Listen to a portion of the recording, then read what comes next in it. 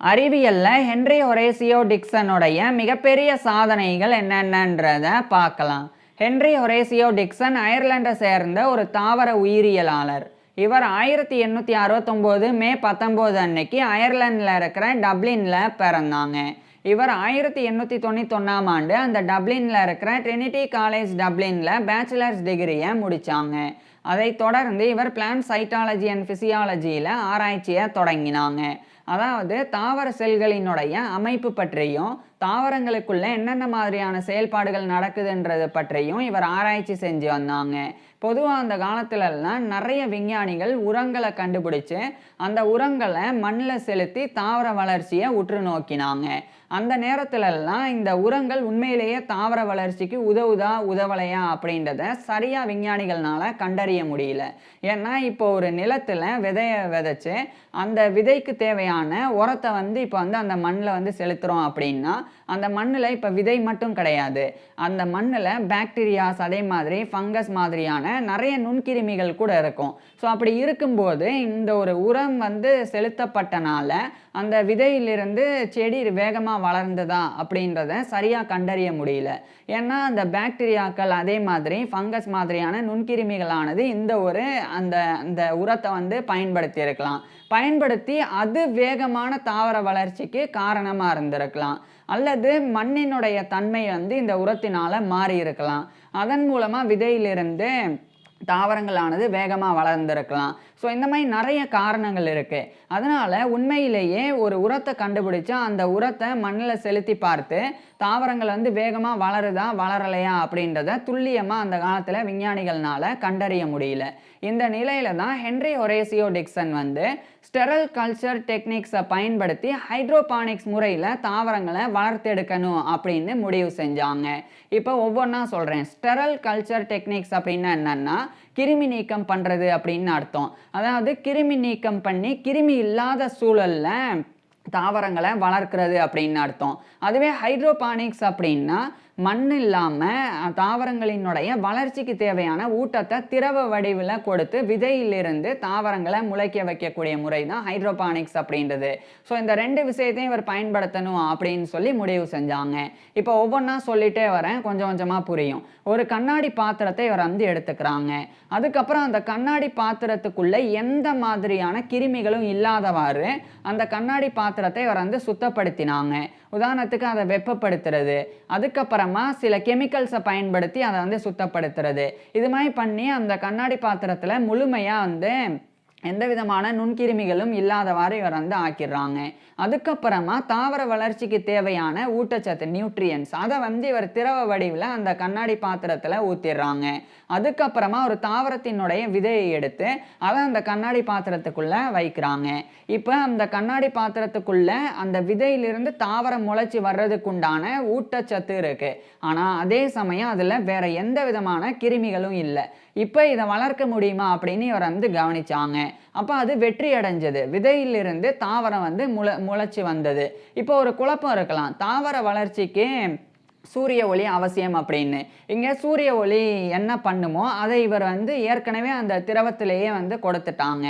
புரிகிற மாதிரி சொல்கிறேன். பொதுவாக தாவரங்கள் சூரிய ஒளியை பயன்படுத்தி ஃபோட்டோசிந்தசிஸ் அப்படின்ற ஒளிச்சேர்க்கையை செய்யும். அப்படின்னா என்னென்னா தாவரங்களினுடைய இலையில் குளோரோஃபில் அப்படின்னு சொல்லி ஒரு வகையான கிரீன் பிக்மெண்ட், அதாவது பச்சை நிறமி ஒன்று இருக்குது. அந்த இலையில் இருக்கக்கூடிய அந்த குளோரோஃபில்லானது சூரிய ஒளியை அந்த லைட்டை அப்சர்வ் பண்ணி வச்சுக்கிறோம். அதுக்கப்புறமா காற்றில் இருக்கக்கூடிய கார்பன் டை ஆக்சைடையும் அந்த தாவரத்துக்கு கிடைச்ச நீரையும் இதை எல்லாத்தையும் பயன்படுத்தி அது ஒரு வகையான ஒரு கெமிக்கல் ரியாக்ஷனை செய்யும், அந்த தாவரங்கள் செய்யும். அப்போ அதிலிருந்து இந்த கார்பன் டை ஆக்சைடு, சூரிய ஒளி, அதுக்கப்புறமா நீர், இது எல்லாத்தையும் வச்சு அந்த குளோரோஃபில் அது செஞ்ச ஒரு ப்ராசஸ் மூலமாக ஒரு முக்கியமான இந்த குளுக்கோஸ், அதாவது தாவரங்களுக்கு தேவையான குளுக்கோஸ் உற்பத்தி ஆகும். அதன் மூலமாக தாவரங்களுக்கு எனர்ஜி கிடைக்கும். அதே சமயம் ஆக்சிஜனை தாவரங்கள் வெளியிடும். ஸோ இதெல்லாமே இந்த ஒளிச்சேர்க்கை மூலமாக நடக்குது. அப்போ சூரிய ஒளி இல்லைன்னா தாவரங்களுக்கு தேவையான குளுக்கோஸை தாவரங்கள்னால தயாரிக்க முடியாது. ஆனால் இவர் என்ன பண்ணாங்கன்னா அந்த கண்ணாடி பாத்திரத்துக்குள்ள திரவத்தை ஊற்றினார் அப்படின்னு சொன்னேன். அதில் குளுக்கோஸும் வந்து இருந்தது. ஸோ ஒளிச்சேர்க்கை பண்ணி தாவரங்களுக்கு என்ன தேவையோ அதை இவர் வந்து ஒளிச்சேர்க்கை பண்ணாமல் தயாராகவே தாவரங்களுக்கு கிடைக்கிற மாதிரி ரெடிமேட் உணவு மாதிரியே அதை இவர் வந்து அந்த கண்ணாடி பாத்திரத்தில் வந்து செலுத்தியிருந்தாங்க. அதனால தான் சூரிய ஒளி இல்லைன்னா கூட விதையிலிருந்து தாவரம் வந்து முளைச்சி வந்தது. அது மட்டும் இல்லாமல் கூடுதலாக இவர் வந்து ஆய்வுக்கூடத்திலேயே ஜன்னல் பக்கத்தில் இந்த கண்ணாடி குடுவையை வந்து வச்சாங்க. ஏன்னா சூரிய ஒளியும் வந்து ஓரளவுக்கு அதில் வந்து படும். ஸோ முழுமையாக சூரிய ஒளி இல்லாமல்லாம் இவர் பண்ணலை. அதுக்கு மாறாக கொஞ்சம் சூரிய ஒளி கிடைக்கிற மாதிரியே இவர் வந்து அந்த கண்ணாடி பாத்திரத்தில் விதையை போட்டு வச்சுருந்தாங்க. இந்த காலத்துலலாம் நிறைய லைட்டு வந்துருச்சு, ஆர்டிஃபிஷியல் லைட்டே வந்து இருக்குது இந்த மாதிரி வந்து தாவரங்களை வளர்க்குறதுக்கு. ஆனால் அந்த காலத்தில் அந்த மாதிரி இல்லை. அதனால் இதை இவர் வந்து பண்ணியிருந்தாங்க. ஸோ இப்படி வளருது. இப்போ இதை வளர்த்து காட்டினனால என்ன பிரயோஜனம் அப்படின்னா, இப்போ அந்த ஊட்டத்துக்குள்ளேயே அதாவது கண்ணாடி பாத்திரத்தில் ஒரு விதையை போடுறோம், அந்த விதையிலிருந்து தாவரம் வளருது. ஏன்னா அந்த கண்ணாடி பாத்திரத்துக்குள்ளே அந்த தாவரத்துக்கு தேவையான ஊட்டச்சத்து இருக்குது. இப்போ அந்த ஊட்டச்சத்தோட சில உரங்களை கண்டுபிடிச்சி அந்த கண்ணாடி பாத்திரத்துக்குள்ளே போட்டால் சாதாரணமாக வளர்றதை விட வேகமாக வளருதா இல்லையா அப்படின்றத இப்போ கண்டறிஞ்சிட முடியும். ஏன்னா அங்கே மண்ணும் கிடையாது, அதே மாதிரி நுண்கிருமிகளும் கிடையாது. ஸோ அதனால் கண்டுபிடிச்சிட முடியும். ஸோ அதுக்காக தான் இந்த ஒரு முறையை இவர் வந்து டெவலப் பண்ணாங்க. இது 1892 காலகட்டத்தில் ஹென்றி ஹொரேசியோ டிக்சன் வந்து பண்ணாங்க. இது மிகப்பெரிய ஒரு சாதனையாக இருந்தது. அதுக்கப்புறமா இவர் வந்து எண்டோஸ்பெர்ம்ஸ் அதனுடைய நியூக்ளியை பற்றி ஆராய்ச்சி செஞ்சு வந்தாங்க. புரிகிற மாதிரி சொல்கிறேன். இப்போ ஒரு விதையிலிருந்து தாவரம் வளர்கிறதுக்கு தேவையான அந்த தாவரக்கரு, அந்த தாவரக்கருவினுடைய அதாவது அந்த தாவரக்கருவுக்கு தேவையான ஃபுட் ஸ்டோராக வந்து செயல்படக்கூடிய விதையின் ஒரு பகுதி தான் எண்டோஸ்பெர்ம் அப்படின்றது. அதாவது இப்போ ஒரு விதை இருக்குது அப்படின்னா விதையில் எண்டோஸ்பெர்ம் அப்படின்னு ஒரு பகுதி இருக்கும். அந்த பகுதியில் தான் வந்து ஃபுட்டெல்லாம் இருக்கும், அதாவது ஊட்டம்லாம் இருக்கும் தாவரத்தினுடைய கரு வளர்கிறதுக்கு, விதையிலிருந்து தாவரம் வளர்கிறதுக்கு. ஸோ அந்த பகுதி தான் எண்டோஸ்பெர்ம் அப்படின்றது. அந்த எண்டோஸ்பெர்மோடைய மையப்பகுதி தான் நியூக்ளியை. ஸோ அதை பற்றி இவர் வந்து ஆய்வு செஞ்சு வந்தாங்க. அதுக்கப்புறமா இந்த கொனிஃபர்ஸ் அப்படின்ற ஊசி இலை மரங்கள், ஸோ அவைகளினுடைய ஃபெர்டிலைசேஷன் அப்படின்ற கருத்தரித்தல் பற்றி இவர் வந்து ஆராய்ச்சி செய்ய தொடங்கினாங்க. அதாவது ஆண் செல்கள் பெண் செல்கள் இணைஞ்சு எப்படி வந்து விதைகளை உருவாக்குது இந்த கொனிஃபர்ஸ் மரங்கள். ஸோ அதை பற்றி இவர் வந்து ஆராய்ச்சி செஞ்சு வந்தாங்க.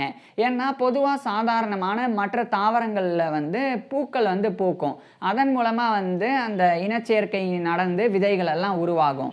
ஆனால் இந்த கொனிஃபர்ஸ் அப்படின்ற தாவரங்களில் வந்து இந்த மாதிரியான பூக்கள் எல்லாம் பூக்காது. அதுக்கு மாறாக அதில் வந்து கோன் அப்படின்ற ஒரு வகையான மொட்டு தான் வந்து முளைக்கும். ஸோ அப்படி இருக்க இது எப்படி இனச்சேர்க்கை பண்ணுது அப்படின்றத இவர் வந்து ஆராய்ச்சி செஞ்சு வந்தாங்க.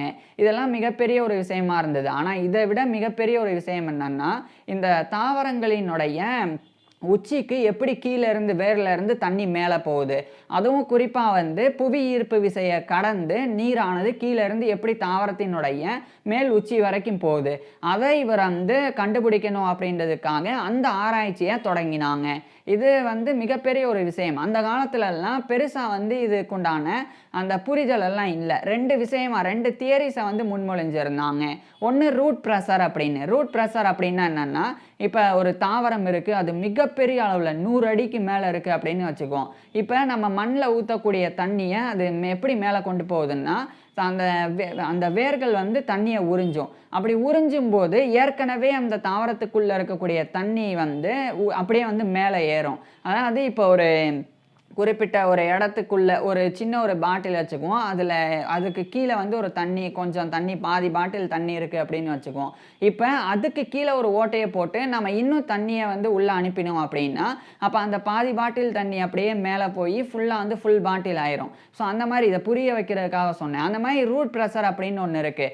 வேர் வந்து தண்ணியை உறிஞ்சும் போது ஏற்கனவே தாவரத்துக்குள்ளே இருக்கக்கூடிய நீரினுடைய இடத்த இந்த புதுசாக உறிஞ்சப்படக்கூடிய அந்த நீரான நிரப்பும். அப்ப ஏற்கனவே இருந்த நீர் வந்து மேலே போகும். ஸோ இப்படி தான் வந்து தாவரத்தினுடைய உச்சிக்கு அந்த நீர் போய் சேருது அப்படின்னு சொல்லி கருதப்பட்டு வந்தது. அது வந்து தப்பு அப்படின்னு இவர் வந்து நிரூபிச்சாங்க. ஏன்னா ரூட் ப்ரெஷர் வந்து ஓரளவுக்கு தான் செயல்படும். ஓரளவுக்கு உறிஞ்சு ஒரு குறிப்பிட்ட அடிக்கு ஒரு 20-30 அடி வரைக்கும் தான் வந்து அந்த ரூட் ப்ரெஷர்னால தண்ணி மேலே ஏறும். அதுக்கப்புறம் தண்ணி மேலே ஏறாது. ஏன்னா ரூட் ப்ரெஷரை விட புவி ஈர்ப்பு விசை அது வந்து ஜாஸ்தி இருக்கும். அதனால் என்ன நடக்கும் அப்படின்னா அந்த 20-30 அடிக்கு மேலே ஏறின தண்ணி வந்து ப்ரெஷரோடு அப்படியே கீழே இறங்க ஆரம்பிக்கும். அதனால் மேற்கொண்டு அந்த வேர்னால வந்து உள்ளே வந்து அந்த நீரை வந்து உறிஞ்ச முடியாது. அந்த மாதிரி நிலை ஏற்பட்டுரும். அப்படி இருக்க எப்படி 100 அடிக்கு மேலே, ஏன் இன்ஃபேக்ட் சொல்லப்போனால் 300 அடி உயரத்துலலாம் தாவரங்கள் இருக்குது. ஸோ அவ்வளோ உயரத்துக்கெல்லாம் எப்படி வந்து நீர் போகுது? அப்போ இந்த ரூட் ப்ரெஷர் வந்து தவறு. இப்போ நான் ஒன்று சொல்லும்போது சொல்லியிருந்தேன், அதாவது ரூட் ப்ரெஷர் வந்து இந்த கிராவிடேஷனல் ஃபோர்ஸை விட கம்மி அப்படின்னு. அதை நான் எந்த அடிப்படையில் சொன்னேன் அப்படின்னா, சாதாரணமான கிராவிடேஷனல் ஃபோர்ஸ் அதை வச்சு சொல்லலை. ஒரு 20-30 அடிக்கு மேலே நீர் வந்து தாவரத்துக்கு மேலே போயிருச்சுன்னா அதுக்கப்புறம் அது கீழே இறங்கும்போது பயங்கர ப்ரெஷரோடு இருக்கும். ஸோ அந்த ப்ரெஷரை ரூட் ப்ரெஷர்னால ஈடு கொடுக்க முடியாது. அதை வச்சு சொன்னேன். ஸோ இது ஒன்று. இன்னொன்று என்னன்னா, இன்னொரு தியரி இருக்குது. அது வந்து கேபிலரி ஆக்ஷன் அப்படின்னு. கேபிலரி ஆக்ஷன் அப்படின்னா என்னென்னா, பொதுவாக இப்போ ஒரு சின்ன டம்ளர் எடுத்துக்கிட்டு அதில் தண்ணியை ஊற்றிட்டு அதுக்குள்ளே ஒரு சின்ன டியூபை வந்து நம்ம இப்படி வச்சோம்னா அந்த டம்ளருடைய சைஸை விட கொஞ்சம் அதிகமாக அந்த டியூபுக்குள்ளே கொஞ்சம் தண்ணி வந்து மேலே ஏறும். ஸோ உதாரணத்துக்கு இதுதான் டம்ளர் அப்படின்னு வச்சுக்கோம். இது ஃபுல்லாக வந்து நீர் இருக்குது. இப்போ வந்து ஒரு குறிப்பிட்ட டியூபை வந்து இப்படி உள்ளே இப்படி செலுத்தணும் அப்படின்னா அந்த டியூப் வழியாக கொஞ்சம் இந்த டம்ளரை விட ஜாஸ்தியாகவே அந்த டியூப்பில் வந்து தண்ணி ஏறும். ஸோ இதுதான் வந்து கேபிலரி ஆக்ஷன் அப்படின்றது. இதை பயன்படுத்தி அந்த தாவரங்களில் வேரில் இருந்து இழுக்கப்படக்கூடிய நீர் மேலே போகுது அப்படின்னு கருதினாங்க.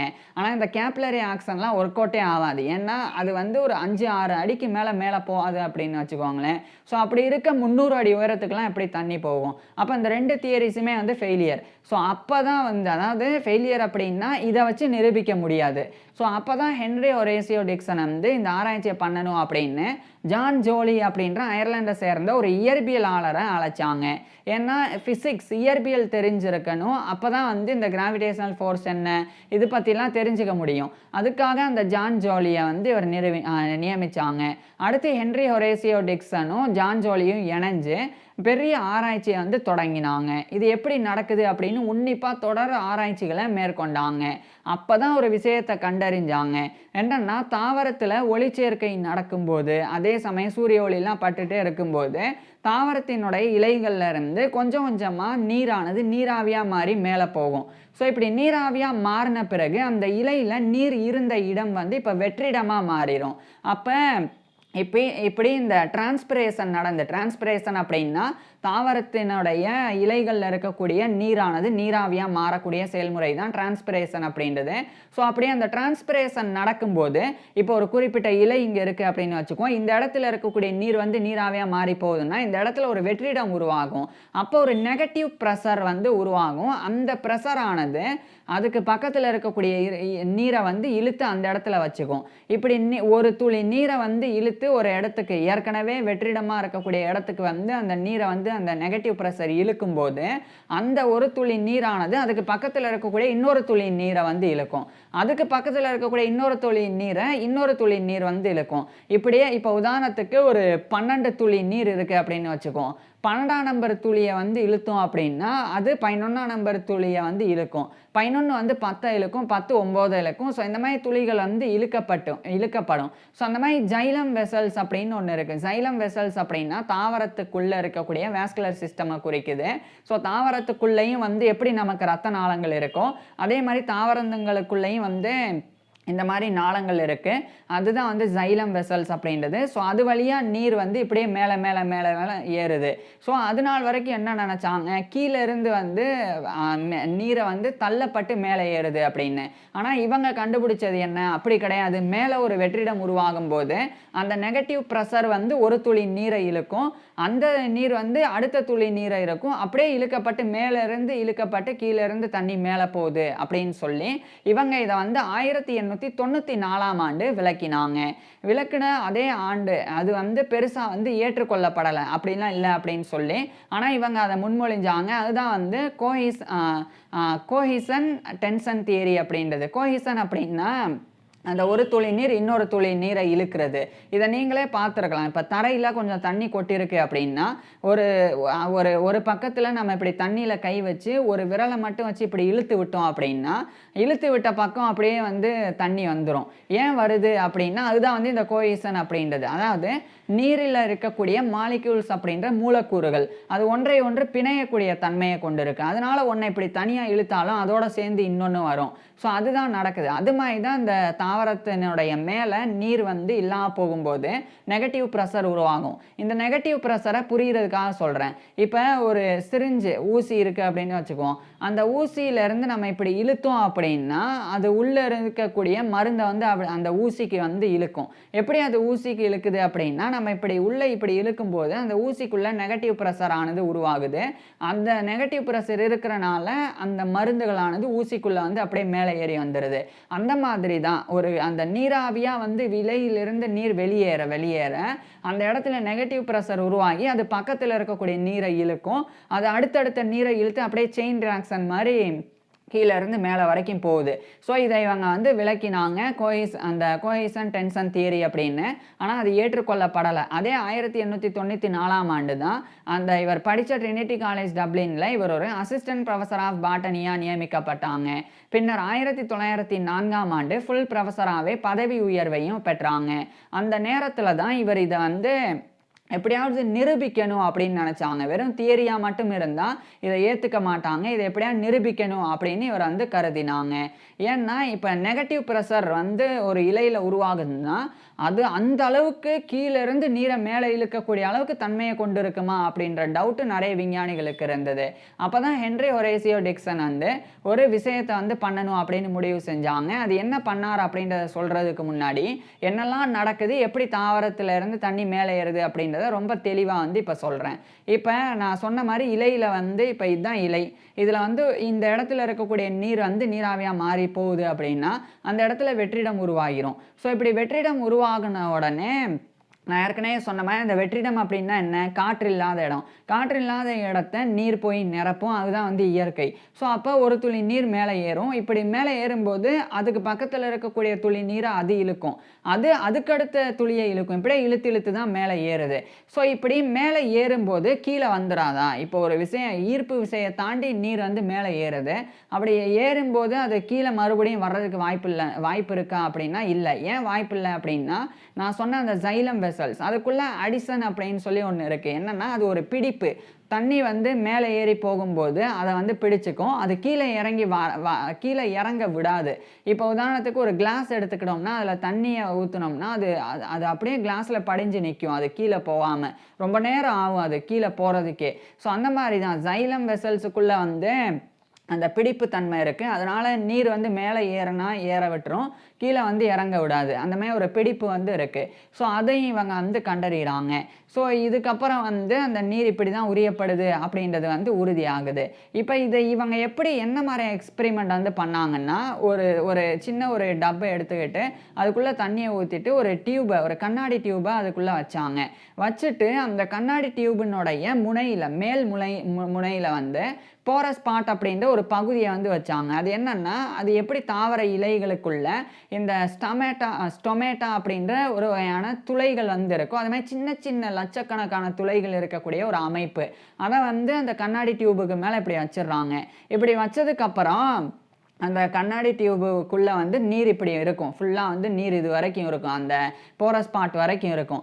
இப்போ வெப்பம் பட்டு காற்று பட்டு இங்கே இருக்கக்கூடிய நீரெல்லாம் காயும் போது அந்த இடத்துல வெற்றிடம் உருவாகி அது கீழே இருக்கக்கூடிய நீரை வந்து மேலே உறிஞ்சினது.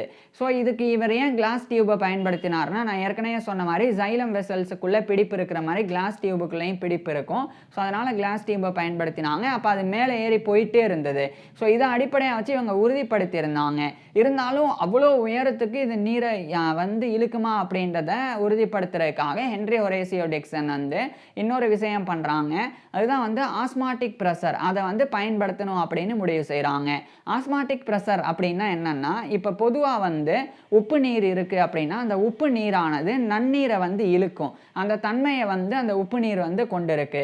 இப்போ உதாரணத்துக்கு அந்த ஒரு ஒரு 1 லிட்டர் உப்பு நீர் இருக்குன்னு வச்சுக்குவோம். அந்த 1 லிட்டர் உப்பு நீர்ல உப்பினுடைய அளவு உப்போ, சர்க்கரையோ 2மே சேர்ந்த அளவு ஒரு 100 கிராம் இருக்கு அப்படின்னு வச்சுக்குவோம். இதெல்லாம் உதாரணத்துக்கு சொல்றேன் அளவெல்லாம்.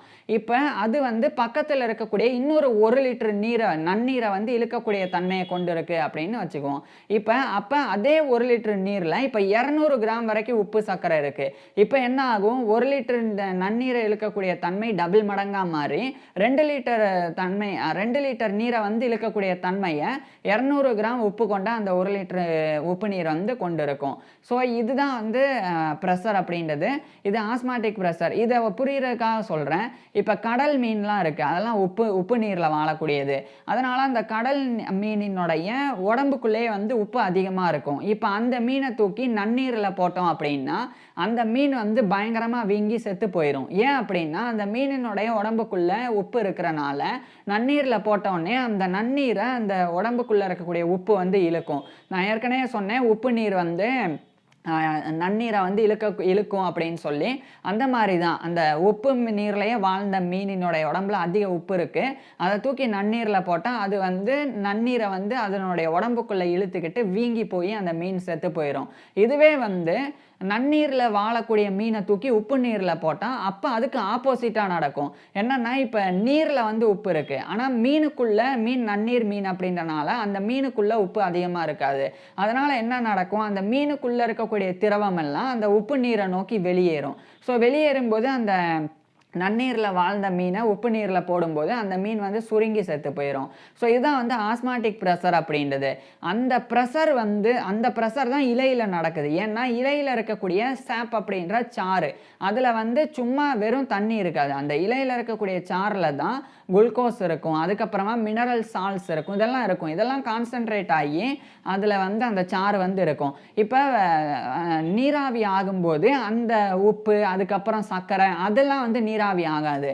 அதுக்கு மாறாக அதில் கலந்துருக்கக்கூடிய நீர் மட்டும்தான் நீராவியாக மாறும். அப்படி நீர் மட்டும் நீராவியாக மாறிடுச்சுன்னா இப்போ உப்பு, சர்க்கரை இதெல்லாம் மறுபடியும் நீர் தேவை அதுக்கு. அதுதான் வந்து நெகட்டிவ் ப்ரெஷர். அதாவது அதுக்கு நீர் தேவை அப்படின்றனால நீரை இழுக்கும். அந்த ஒரு ப்ரெஷர் தான் நெகட்டிவ் ப்ரெஷர், ஆஸ்மாட்டிக் ப்ரெஷரும் கூட. ஸோ அப்படி அது இழுக்கும்போது தான் அதுக்கு பக்கத்தில் இருக்கக்கூடிய நீரை இழுத்து அந்த உப்பும் சர்க்கரையும் வந்து அதில் போய் டைல்யூட் ஆகும். ஸோ அப்போ தான் அடுத்தடுத்த துளி நீர்கள் வந்து மேலே இழுக்கப்படுது. ஸோ இதுதான் வந்து நடக்குது. இப்போ இந்த ஆஸ்மாட்டிக் ப்ரெஷரை பயன்படுத்தி இவர் வந்து ஒரு விஷயத்தை பண்ணாங்க. அதுதான் வந்து இந்த க்ரையோஸ்கோபிக் மெத்தட் அப்படின்னு சொல்லி ஒன்றை பின்பற்றினாங்க. இது என்ன அப்படின்றத சொல்கிறேன். அதாவது நீரை வந்து ஐஸ் கட்டி ஆக்கக்கூடிய முறை தான் இது. இதை பின்பற்றி எப்படி ப்ரெஷரை கண்டுபிடிக்க முடியும் அப்படின்றத சொல்கிறேன். இப்போ பொதுவாக நம்ம ஃப்ரிட்ஜில் வந்து நல்ல நீரை வந்து வச்சுட்டு ஒரு உப்பு நீரை வச்சோம் அப்படின்னா நன்னீர் தான் வந்து வேகமாக வந்து ஐஸ் கட்டி ஆகும், உப்பு நீர் வந்து ரொம்ப மெதுவாக தான் ஐஸ் கட்டி ஆகும். இதை இன்னொரு விதமாக பார்க்கலாம். ஐஸ்கிரீமையும் தண்ணியையும் வந்து ஒரு சேர வச்சா தண்ணி வந்து ஐஸ் கட்டி ஆயிரும். ஐஸ்கிரீம் இருக்கக்கூடிய கப்பில் வந்து கொஞ்சம் கொஞ்சமாக தான் ஐஸ்கிரீம் வந்து கட்டியாக ஆரம்பிக்கும். இது ஏன் நடக்குது அப்படின்றத சொல்கிறேன். பொதுவாக நீரில் இருக்கக்கூடிய மூலக்கூறுகளானது பிரிஞ்சு பிரிஞ்சு ஓடிட்டே இருக்கும். இப்போ அது வந்து ஜில்னஸ், அதுக்கு தேவையான குளிர்ச்சி கிடைக்கும்போது அது கிட்டத்தட்ட 0 டிகிரிக்கு போகும்போது ஒவ்வொரு மூலக்கூறுகளும் இணைஞ்சு அது கட்டியாக வந்து மாறிடும். அதே சமயம் இந்த ஐஸ்கிரீம் போன்றவைகளுக்குள்ள சர்க்கரை இருக்குது. சர்க்கரையினுடைய மூலக்கூறுகள் பெருசு பெருசாகவும் வடிவம் வேறு மாதிரியும் இருக்கும். அதனால் ஐஸ்கிரீமை தூக்கி ஃப்ரிட்ஜில் வைக்கும்போது அது அவ்வளோ வேகமாக வந்து அந்த கட்டி ஆயிடாது. ஏன்னா அந்த நீரில் இருக்கக்கூடிய மூலக்கூறுகள், அந்த ஐஸ்கிரீமில் இருக்கிற தண்ணியில் இருக்கக்கூடிய மூலக்கூறுகள் வேகமாக வந்து இணைய பார்த்தா கூட சர்க்கரையினுடைய மூலக்கூறு வந்து அது வந்து தடுத்து நிப்பாட்டும், அதை வந்து இணைய விடாது. அதனால தான் அதிகப்படியான குளிர்ச்சியை கொடுத்து ஐஸ்கிரீம் வந்து கட்டியாகும். 0 டிகிரிக்கு மேலே -1 -2 அப்படின்னு போயிட்டே இருக்கணும். அப்போ தான் வந்து இந்த சர்க்கரை, உப்பெல்லாம் இருக்கக்கூடியது வந்து கட்டியாக மாற வாய்ப்பு இருக்குது. ஸோ அதாவது மாறும். ஸோ அந்த மாதிரி இவர் வந்து அந்த தாவர சாறை வந்து எடுத்துக்கிட்டு அதில் அப்படி எவ்வளோ கான்சன்ட்ரேஷன் தான் இருக்குது, எவ்வளோ சுகர், எவ்வளோ வந்து அதாவது குளுக்கோஸ், மினரல் சால்ட்ஸ் எல்லாம் எவ்வளோ அளவில் இருக்குது, இதை கண்டறியணும் அப்படின்றதுக்காக அதை இவர் வந்து எடுத்து குளிர்விச்சாங்க. அந்த முறை தான் இந்த க்ரையோஸ்கோபிக் மெத்தட் அப்படின்றது. அப்படி குளிர்விக்கும் போது தண்ணியை விட அதிகமான அளவு குளிர்விச்சாதான் அது வந்து கட்டியாகவே மாறினது. அப்போ அதுக்குள்ளே அவ்வளோ ப்ரெஷர் இருக்குது. அதாவது நான் ஏற்கனவே சொன்னேன், அதிகமான உப்பு, அதிகமான சர்க்கரைலாம் இருந்ததுன்னா தண்ணியுடைய மூலக்கூறுகளை கட்டியாக விடாமல் தடுக்கும். அப்போ அதையும் கடந்து அதை கட்டியாக்கணும் அப்படின்னா அதிகப்படியான குளிர் தேவை. அப்போ எவ்வளோ குளிரை நம்ம பயன்படுத்துகிறோமோ அதுக்கேற்ற மாதிரி அவ்வளோ உப்பு அவ்வளோ சர்க்கரை அதில் இருக்குது அப்படின்னு நம்ம தெரிஞ்சுக்கலாம். ஸோ அந்த அடிப்படையில் தான் இவர் வந்து பிளான்ட் சாப்பில் வந்து நிறைய அந்த கான்சன்ட்ரேட்டடான அந்த குளுக்கோஸ் மினரல் சால்ட்ஸ்லாம் இருக்குது அப்படின்னு 1904க்கு பிறகு இவர் வந்து உறுதிப்படுத்தினாங்க. அதுக்கப்புறம் தான் மற்ற விஞ்ஞானிகள் எல்லாம் வாயடிச்சு போனாங்க, இதை வந்து ஏற்றுக்கிட்டாங்க. இது எதனால் ஏற்றுக்கிட்டாங்க அப்படின்னா, அந்த பிளான்ட் சாப்பில் இருக்கக்கூடிய அந்த சாற்றில் இருக்கக்கூடிய ப்ரெஷர் வந்து வெறும் 300 அடிக்கு மட்டும் கிடையாது. அது கிட்டத்தட்ட வந்து ஒரு உதாரணத்துக்கு 500 அடிக்கும் மேலே இருந்தால் கூட அந்த ப்ரெஷர்னால நீரை வந்து உறிஞ்சிட முடியும். அந்த அளவுக்கு தன்மையை அந்த பிளான்ட் சாப் ஆனது கொண்டு இருக்கு எல்லா தாவரங்கள்லையும். ஸோ இப்போ ஒரு தாவரத்துக்கு 1 அடி அளவுக்கு வந்து வளருது. அப்போ 1 அடி அளவுக்கு அந்த நீர் மேலே ஏறணும் அப்படின்னா அந்த தாவரத்தினுடைய சாற்றில் இருக்கக்கூடிய ப்ரெஷரை பார்த்தா அது கிட்டத்தட்ட 3 அடிக்கு கூட இழுக்கும். அவ்வளோ ப்ரெஷர் இருக்கும். நான் புரியுறதுக்காக சொல்கிறேன். ஸோ அந்த மாதிரி தேவையான ப்ரெஷரை விட அதிகமாகவே இருக்குது அப்படின்னு இவர் விளக்கினாங்க. அதுக்கப்புறம் தான் உலகம் ஏற்றுக்குச்சு கோஹிஷன் டென்ஷன் தியரி வந்து உண்மைதான் அப்படின்னு. ஸோ இப்படி தான் நடக்குது அப்படின்னு. அதுக்கப்புறம் அதை தொடர்ந்து நான் சொன்ன விஷயங்கள் எல்லாமே மெல்ல மெல்ல கண்டுபிடிக்கப்பட்டு வந்தது. இதுக்கிடையில் இவர் இந்த ஒரு விஷயத்தை பண்ணனால 1908ஆம் ஆண்டு இங்கிலாந்துடைய லண்டனில் இருக்கிற ராயல் சொசைட்டி அதனுடைய ஒரு ஃபெல்லோவாக இவர் வந்து 1908ஆம் ஆண்டு தேர்ந்தெடுக்கப்பட்டு கௌரவிக்கப்பட்டாங்க. அதுக்கப்புறமா இவர் கண்டுபிடிச்ச எல்லா விஷயங்களையுமே 1914ஆம் ஆண்டு